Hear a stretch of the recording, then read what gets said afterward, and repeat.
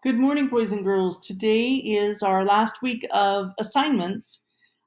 So we've made it almost to the end. So we need to hang in there a few more days and we'll be done. Today, or this week's essential question and weekly concept is animals and you.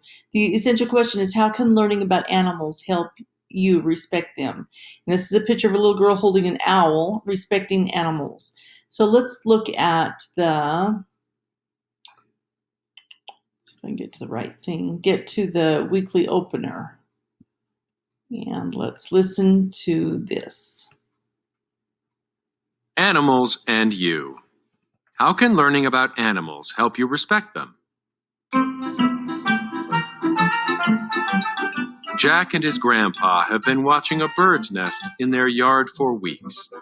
Now the eggs in the nest are beginning to hatch. Jack would like to get closer, but he knows it's best to leave the nest alone. Jack respects the mother bird and her babies by not disturbing them. He knows he can learn a lot about them just by watching how they behave. It is important to respect all living things. After learning about butterflies at school, Sandy found a cocoon. She kept the cocoon safe until the butterfly was ready to fly away. Sandy knows that letting it go is the right thing to do. This frog lives in a science center. Children who visit the center learn how important it is for this tiny animal to have a clean environment to live in.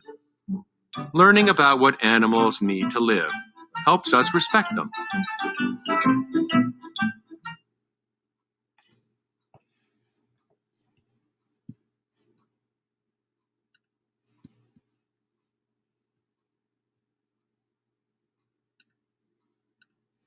Okay, so let's look at each of these pictures. So these children are visiting the zoo where they will see and learn about animals from all around the world, including this snake. At the aquarium, Davis learns interesting facts about fish and sea animals. He also watches these amazing creatures as they swim around. At a nature center in their town, these children are getting a close look at a local turtle with a park ranger. And Paul learns a lot about animals by taking care of his dog, Pepper.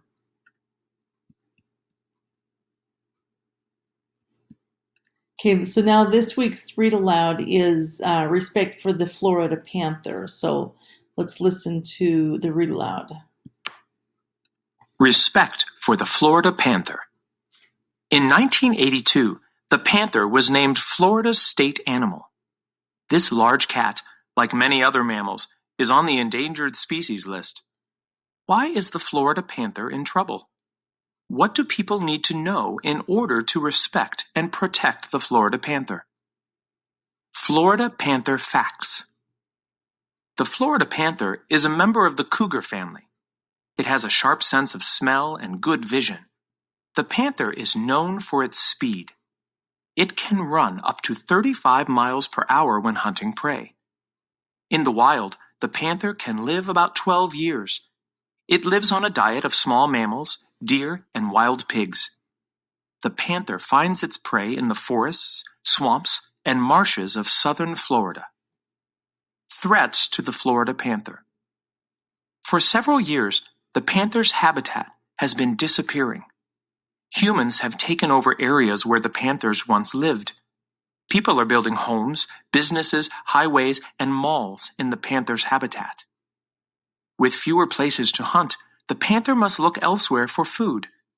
Many panthers have been killed trying to cross highways. Hunters and farmers who are afraid of the big cats have shot many panthers. Air and water pollution is a huge threat to panthers. Some swamps and marshes have been ruined by runoff from factories. This bad water destroys the clean water supply. Dirty air and water has also hurt the panther's immune system. This means that the panther is more likely to get sick. Saving Florida's panther. The Florida Panther Refuge is a group that works to inform people about the Florida panther. They have created a wildlife refuge that is a safe area for panthers to hunt and roam. They teach school children to have respect for the panther. They hope the Florida panther will be around for many generations to come.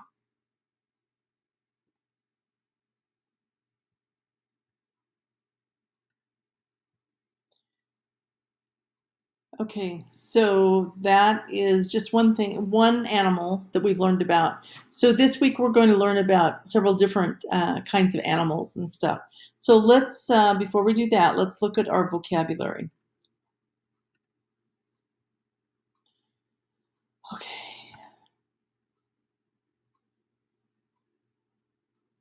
So endangered. The giant panda is an endangered animal and needs to be protected. So endangered means something that is in danger and needs protection. Fascinating. Maya thought the butterflies on her shirt were fascinating and interesting. So fascinating means something that's very, very interesting, something that you are interested in. Illegal. The sign says it is illegal to swim here because the beach is closed. So if there's a law and you do opposite of the law, then that is illegal. So you need to do things that we are told and asked to do. Inhabit. Many animals, including moose, inhabit forests. That means they live in forests. Inhabit.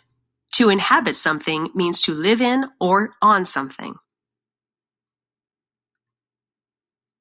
Requirement. Food is an important requirement for all living things. So requirement is something that we need to survive.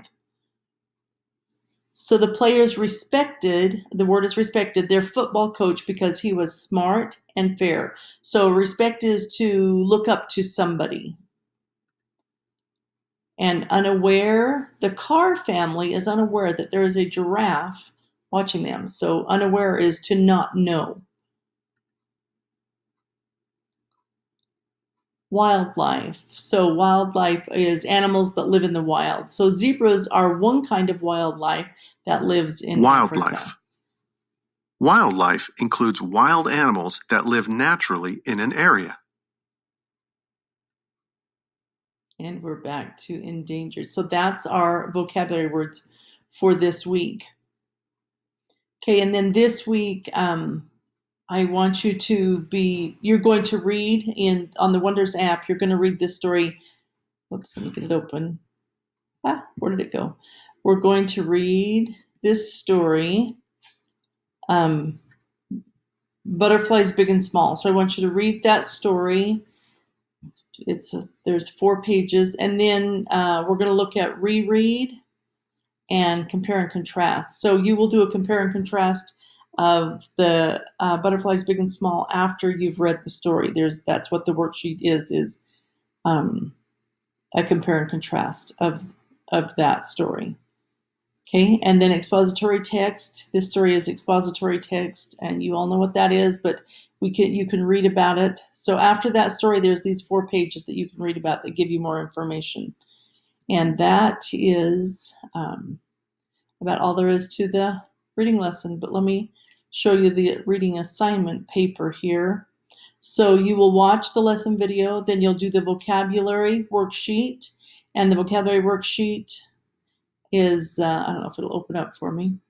There it is. You're going to make up a story using all of your vocabulary words in your story. So don't just write sentences, but the story has to make sense.